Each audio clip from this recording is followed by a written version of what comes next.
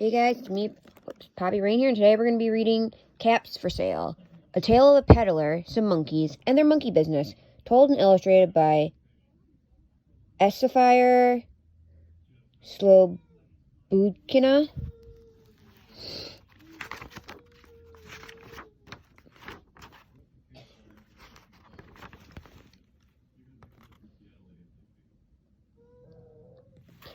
Once there was a peddler who sold caps, but he was not like an ordinary peddler carrying his wares on his back. He carried them on top of his head. First, he had on his own checked cap, then a bunch of gray caps, then a bunch of brown caps, then a bunch of blue caps. On the very top, a bunch of red caps.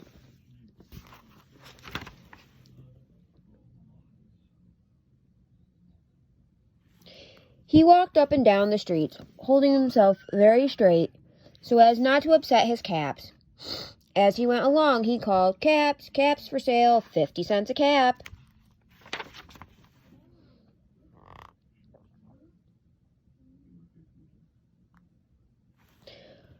One morning, he couldn't sell any caps. He walked up the street, and he walked down the street calling, "Caps, caps for sale, 50 cents a cap." But nobody wanted any caps that morning. Nobody wanted even a red cap. He began to feel very hungry, but he had no money for lunch. "I think I'll go for a walk in the country," he said.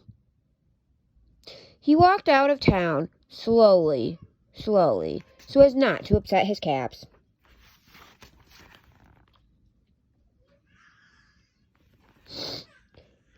He walked for a long time until he came to a great big tree. "That's a nice place for a rest," thought he. And he sat down very slowly under the tree and leaned back little by little against the tree trunk so as not to disturb the caps on his head. Then he put up his hands to feel if they were straight. First his own checked cap, then the gray caps, then the brown caps, then the blue caps, then the red caps on the very top. They were all there, so he went to sleep.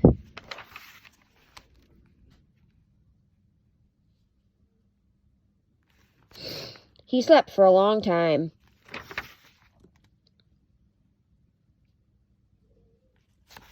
When he woke up, he was refreshed and rested.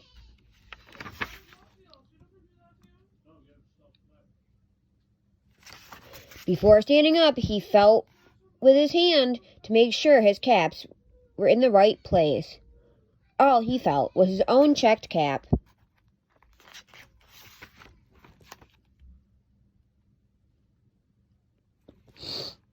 He looked to the right of him, no caps. He looked to the left of him, no caps.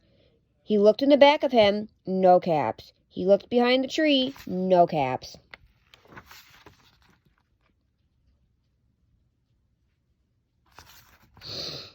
Then he looked up in the tree, and what do you think he saw?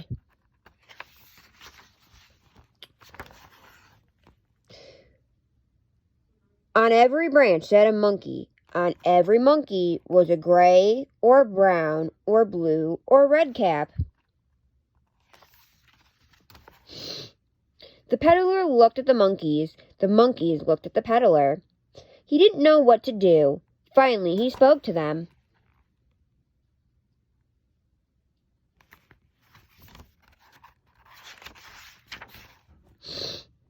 "You monkeys, you," he said, shaking a finger at them. "You give me back my caps." But the monkey only shook their fingers back at him and said, "Tis, tis, tis."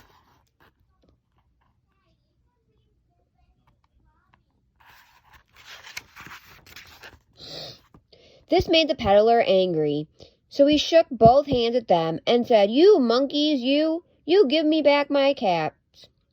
But the monkeys only shook both their hands back at him and said, "Tis, tis, tis."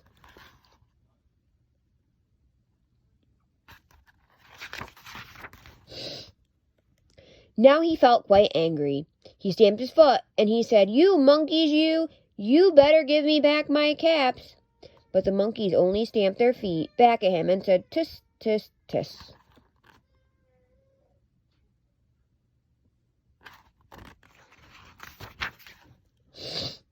By this time, the peddler was really very, very angry. He stamped both his feet and shouted, "You monkeys, you must give me back my caps." But the monkeys only stamped both their feet back and said, "Tis, tis, tis."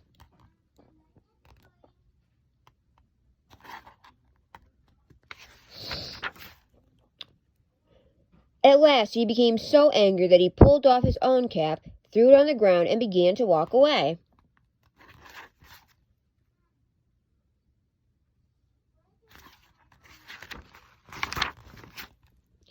But then each monkey pulled off his cap,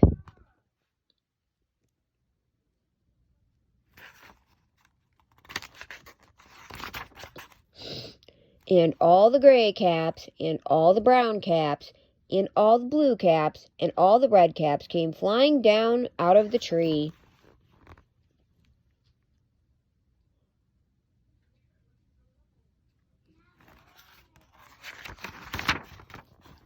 So the peddler picked up his cap and put them back on his head.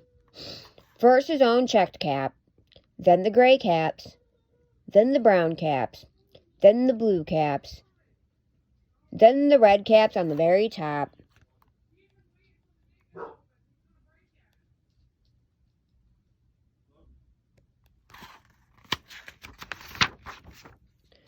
And slowly, he walked back to town, calling, "Caps, caps for sale, 50 cents a cap."